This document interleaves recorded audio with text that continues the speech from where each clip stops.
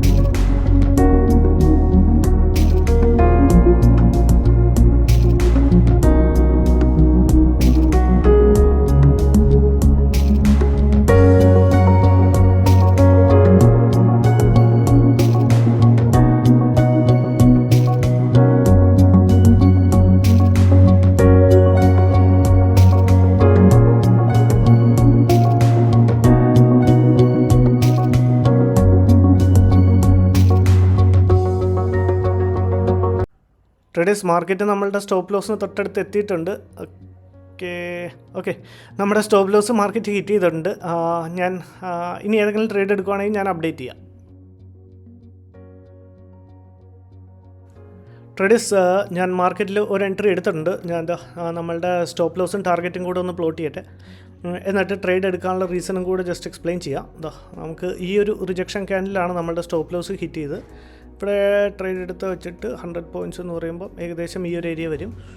Stop loss സാധാ വയ്ക്കുന്ന പോലെ തന്നെ 38 പോയിൻറ്റ്സിൻ്റെ തന്നെ സ്റ്റോപ്പ് ലോസ്, 78 പോയിൻറ്റ്സിൻ്റെ തന്നെ സ്റ്റോപ്പ് ലോസും കൂടെ വയ്ക്കാം. മാർക്കറ്റിൽ നമ്മൾ ട്രേഡ് എടുക്കാനുള്ള റീസൺ വളരെ സിമ്പിളാണ്.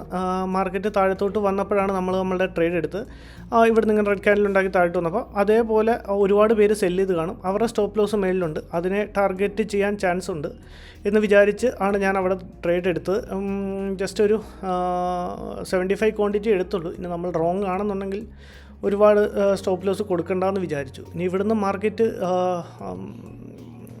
നമ്മളുടെ സ്റ്റോപ്പ് ലോസ് ആണ് ഹിറ്റ് ചെയ്യുന്നതെന്നുണ്ടെങ്കിൽ ഇത് നമ്മുടെ ലാസ്റ്റ് ട്രേഡ് ആയിരിക്കും. ഇതോടെ ഞാൻ ഇന്നത്തെ സിസ്റ്റം ക്ലോസ് ചെയ്യുന്നതായിരിക്കും. നമുക്ക് ഏതായാലും മാർക്കറ്റ് നമ്മളുടെ ടാർഗറ്റിൻ്റെ അടുത്ത് എത്തിയിട്ടുണ്ട്. 910 ഓക്കെ, ടാർഗറ്റ് ഞാൻ പ്ലേസ് ചെയ്തിട്ടുണ്ട്. ഓക്കെ 904 910 ആണ്, 901. ഓക്കെ, ജസ്റ്റ് നമ്മളുടെ ടാർഗറ്റിന് അടുത്ത് എത്തിയിട്ടുണ്ട്. മാർക്കറ്റ് 910 നമ്മളുടെ ടാർഗറ്റ് വെച്ചിരിക്കുന്നത്. ജസ്റ്റ് ഫ്യൂ പോയിൻറ്റ്സും കൂടിയേ ഉള്ളൂ. 78 പോയിൻറ്റ്സ്. ഓക്കെ, നമ്മുടെ ലോസിനെ റിക്കവർ ചെയ്ത് ഏകദേശം ഒരു 1200-ൻ്റെ 1300-ൻ്റെ ഒക്കെ ലോസ് ഇപ്പോൾ കാണിക്കുന്നുണ്ട്. ഓക്കെ ട്രേഡേഴ്സ്, നമ്മുടെ ടാർഗറ്റ് ഹിറ്റ് ചെയ്തിട്ടുണ്ട്. നമ്മളുടെ സെക്കൻഡ് ട്രേഡിൽ നമ്മൾ പ്രോഫിറ്റ് എടുത്തിട്ടുണ്ട്. ട്രേഡേഴ്സ്, ഞാൻ മാർക്കറ്റിൽ ഒരു ട്രേഡും കൂടി എടുത്തിട്ടുണ്ട്. സെയിം സ്ട്രൈക്ക് പ്രൈസിലാണ് ട്രേഡ് എടുത്ത് 860-ൽ. തിരിച്ച് മാർക്കറ്റ് അവിടെ എത്തിയപ്പോഴത്തേക്ക് ഒരു 862-ൽ നമുക്ക് എൻട്രി കിട്ടി. നേരത്തെ നമ്മൾ 910-ൽ എക്സിറ്റ് ചെയ്തായിരുന്നു. സെയിം അത് വെറുതെ ട്രേഡ് എടുത്തതല്ല, ഒരു ലോജിക് പരമായിട്ട് എടുത്തതാണ്. നമ്മൾ എൻട്രി നമുക്ക് കിട്ടിയത് ഇവിടെ വന്ന് മാർക്കറ്റ് ഒരു ഡബിൾ ബോട്ടം പാറ്റേൺ ഫോം ചെയ്തപ്പോഴാണ് നമ്മളുടെ ട്രേഡിൽ ജസ്റ്റ് എൻട്രി എടുത്തത്. ഈ ഒരു പോർഷനിലാണ് നമുക്ക് നമ്മുടെ എൻട്രി കിട്ടിയത്. ക്യാൻഡിൽ ബ്രേക്കൗട്ട് തന്നു ഡബിൾ ബോട്ടത്തിൻ്റെ. അവിടുന്ന് റീടെസ്റ്റ് ചെയ്ത ഉടനെയാണ് നമ്മളുടെ ട്രേഡ് എടുത്ത് 100 പോയിൻറ്റ്സിൻ്റെ ഒരു ടാർഗറ്റും ഒരു 78 പോയിൻറ്റ്സിൻ്റെ സാധാ വയ്ക്കുന്ന പോലെ ഒരു ലോസും തന്നെയാണ് ഇതിലും ഏതായാലും പ്ലാൻ ചെയ്യുന്നത്. സോ ഇപ്പം മാർക്കറ്റ് നമുക്ക് നമ്മുടെ ലോസിനെ ഇപ്പോൾ റിക്കവറി ചെയ്ത് ഒരു ചെറിയൊരു പ്രോഫിറ്റ് കാണിക്കുന്നുണ്ട്. ഒരു 300-400 റുപ്പീസിൻ്റെയൊക്കെ പ്രോഫിറ്റ് കാണിക്കുന്നുണ്ടായിരുന്നു. ഒരു അഗെയിൻ ഒരു 400-500 നമ്മളുടെ സെയിം സ്ട്രൈക്ക് പ്രൈസിൽ സെയിം എൻട്രി പോർഷനിലാണ് നമുക്ക് നമ്മളുടെ എൻട്രി കിട്ടിയത്. സോ നമ്മളുടെ ടാർഗറ്റും 50 പോയിൻറ്റ്സ് തന്നെ വയ്ക്കാമെന്നാണ് ഞാൻ വിചാരിക്കുന്നത്. ഇപ്പം മാർക്കറ്റ് ഞാൻ അവിടെ നിന്ന് പെട്ടെന്നൊരു അപ്സൈഡ് മൊമെൻറ്റം ഉണ്ടാവുമെന്ന് വിചാരിച്ചേ. കാരണം ഒരുപാട് പേര് സെല്ല് ചെയ്തിട്ടുണ്ടെങ്കിൽ, ആ റെഡ് ക്യാൻഡിൽ നോക്കിയിട്ട് ഒരുപാട് പേര് സെല്ല് ചെയ്തിട്ടുണ്ടെങ്കിൽ അവിടുന്ന് മാർക്കറ്റ് പെട്ടെന്ന് ഒരു ഡബിൾ ബോട്ടം ഉണ്ടാക്കി മേളിലേക്ക് പോകുമെന്ന് ഞാൻ വിചാരിച്ചതാണ്. നമ്മളുടെ ടാർഗറ്റ് ലെവലെന്ന് പറയുന്നത് എക്സാക്ട്ലി CPRൻ്റെ R2 റെസിസ്റ്റൻസ് പോയിൻറ്റ്സ് തന്നെയാണ്. സോ അതും കൂടെ പെട്ടെന്ന് ടാർഗറ്റ് എടുക്കാൻ നമ്മൾ റെഡി ആയിരിക്കണം. വീണ്ടും ഒരു റെഡ് ക്യാൻഡിലാണ് ഫോം ചെയ്യുന്നത്. സോ അതിൽ കുഴപ്പമില്ല, നമ്മൾ താഴോട്ടാണ് മാർക്കറ്റ് വലിയ റെഡ് ക്യാൻഡിലുണ്ടാക്കി താഴോട്ടാണ് മാർക്കറ്റ് പോകുന്നത്.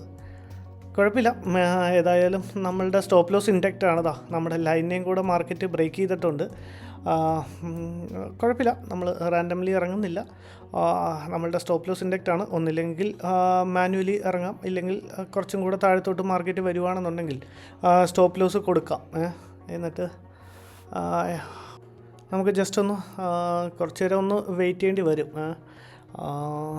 കണ്ട, നമ്മുടെ ലൈനിൽ നിന്ന് തന്നെ മാർക്കറ്റിന് ഒരു റിജക്ഷനും കൂടെ കാണിക്കുന്നുണ്ട്. സോ എനിക്ക് തോന്നുന്നത് റിജക്ഷൻ കാണിക്കുന്നുണ്ട്. നമുക്ക് ജസ്റ്റ് ഒന്ന് വെയിറ്റ് ചെയ്ത് നോക്കാം, എന്നിട്ട് ഞാൻ അപ്ഡേറ്റ് ചെയ്യാം.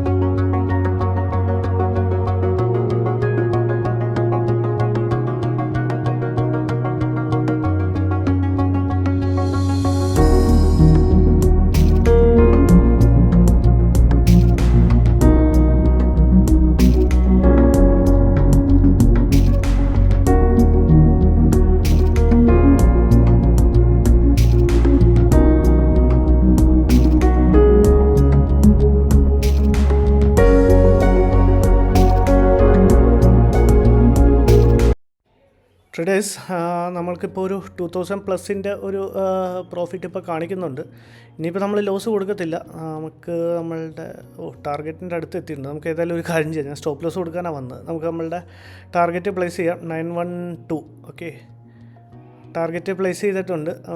ജസ്റ്റ് ഫ്യൂ പോയിൻറ്റ്സ് മാത്രമേ ഉള്ളൂ നമ്മുടെ. ഓക്കെ, നമ്മുടെ ടാർഗറ്റ് കിട്ടിയിട്ടുണ്ട്. ഏകദേശം ഒരു 3000 പ്രോഫിറ്റ് നമ്മളിന്ന് ബുക്ക് ചെയ്യുന്നുണ്ട്. Thank you, by.